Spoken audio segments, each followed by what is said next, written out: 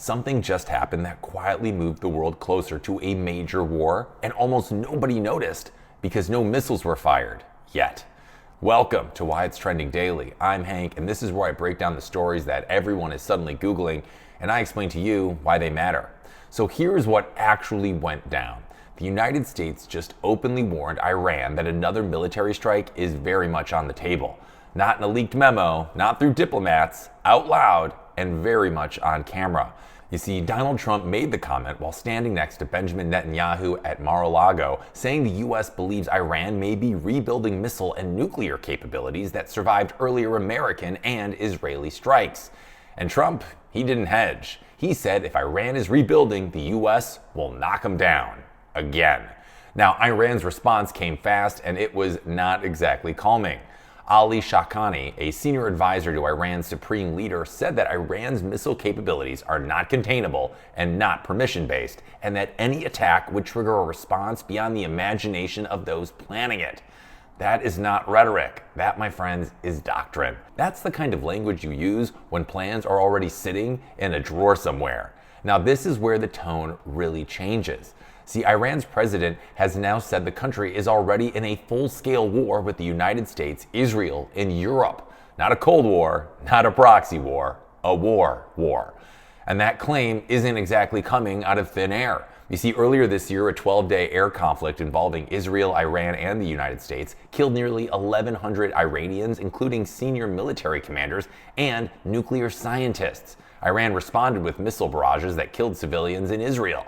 That has already happened. So when leaders talk like this now, they're not exactly theorizing. They're continuing a fight that's already very much in motion. Now here's the part most people probably aren't thinking about. Iran's military doctrine openly states that retaliation is planned before threats actually materialize. Meaning if something happens, the response isn't debated in the moment, it's triggered. Add to the fact that Iran released its warning in multiple languages: Hebrew, English, Russian, Arabic, and Chinese. That's not exactly for domestic audiences. That's for allies, enemies, and anyone watching the global markets.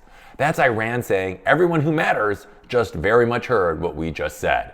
Trump, for his part, has argued that Iran's economy is in rough shape and that the population is unhappy and that the regime survives by cracking down violently on dissent. That may all be true, but there is a problem. Governments under pressure don't usually get cautious. In fact, they get volatile. And now both sides are boxed in by their own credibility. If the U.S. threatens strikes and doesn't follow through, deterrence weakens. If Iran threatens retaliation and doesn't respond, deterrence collapses. At that point, backing down starts to look more dangerous than escalating.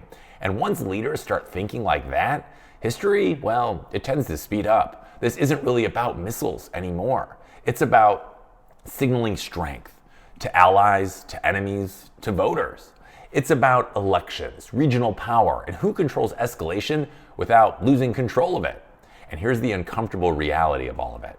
Wars almost never start with explosions. They start when leaders stop choosing their words carefully, when jokes sneak into threats, when statements replace diplomacy. And here's why this matters to you. Because conflicts like this, they don't stay overseas for very long. Because oil prices, inflation, markets, and elections all react long before troops ever set a foot.